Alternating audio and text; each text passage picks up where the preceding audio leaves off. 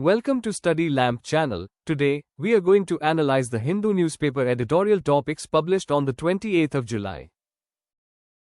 Let's go into the first editorial, which is related to United States' decision to impose a 10% tariff on imports from India. These measures linked to concerns over forced labor in global supply chains.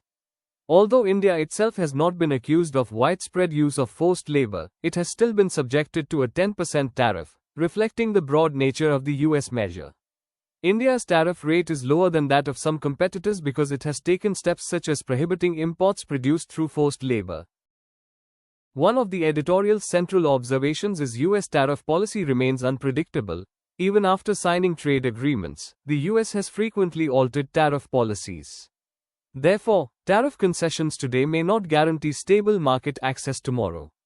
Hence, India should avoid making irreversible commitments solely for short-term tariff reductions.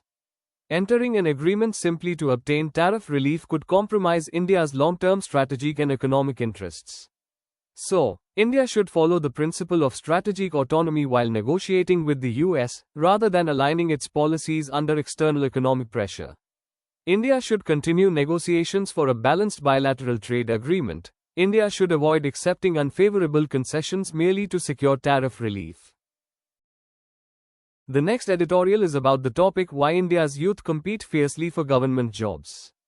The recent protests related to examination irregularities and paper leaks reflect a deeper issue: the lack of secure, well-paying jobs with social protections, particularly in the private sector. This scarcity fuels frustration among educated youth who face uncertain employment prospects despite their qualifications. The rush for government jobs is a symptom of India's shortage of good jobs, rather than simply a preference for public sector employment. India is experiencing jobless growth, where there is dominance of capital in technology-intensive sectors' investments at the expense of labor-intensive sector investments. This leads to generation of relatively few decent and high-paying jobs.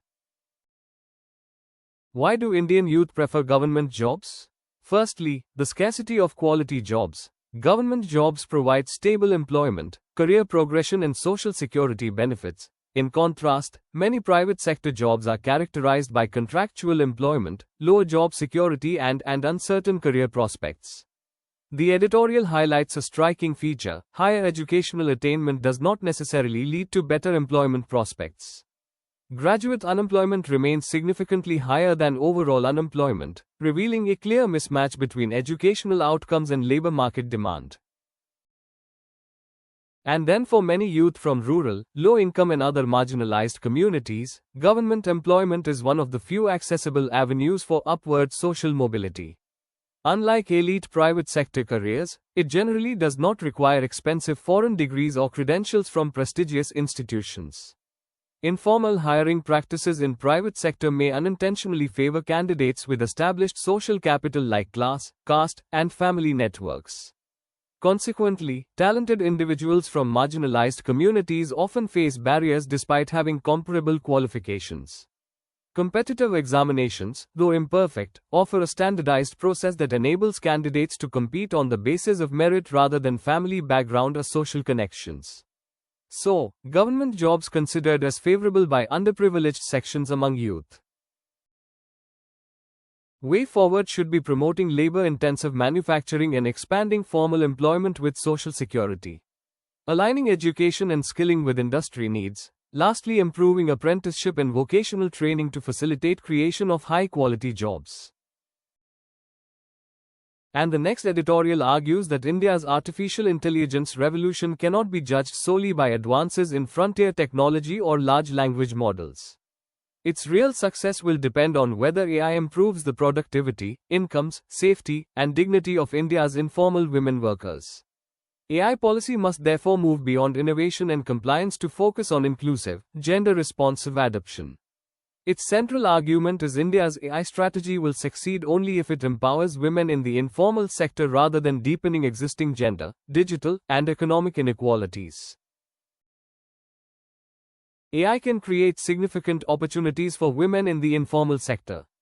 It boosts productivity by helping women farmers improve crop practices, enabling street vendors to manage inventory efficiently, ensuring fair prices for products, and supporting bookkeeping for micro enterprises.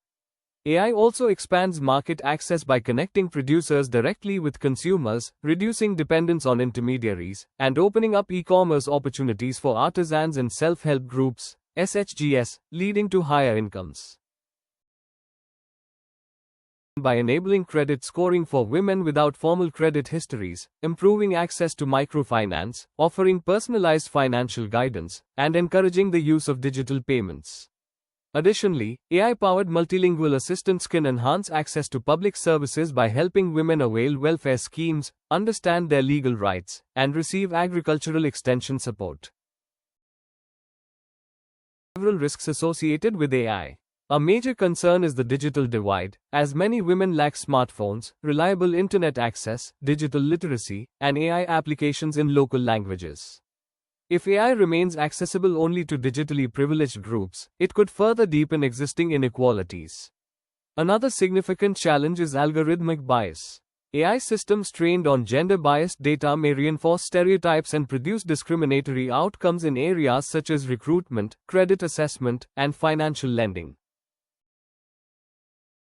Another major concern is job displacement caused by AI-driven automation. Routine and repetitive tasks, particularly those performed by women in the service and informal sectors, are increasingly vulnerable to automation.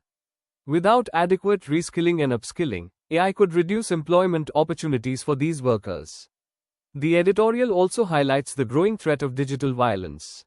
Women are increasingly exposed to cyber harassment, identity theft, deepfakes, and online fraud.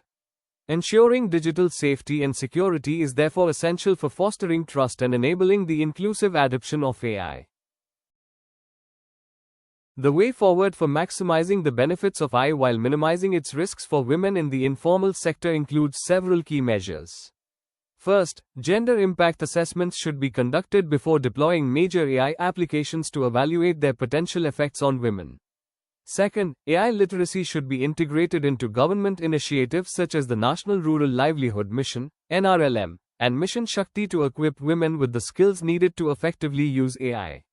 Finally, a robust digital safety framework should be established by strengthening cybersecurity, protecting data privacy, and creating effective online grievance redressal mechanisms to ensure women's safe and meaningful participation in the AI-driven economy.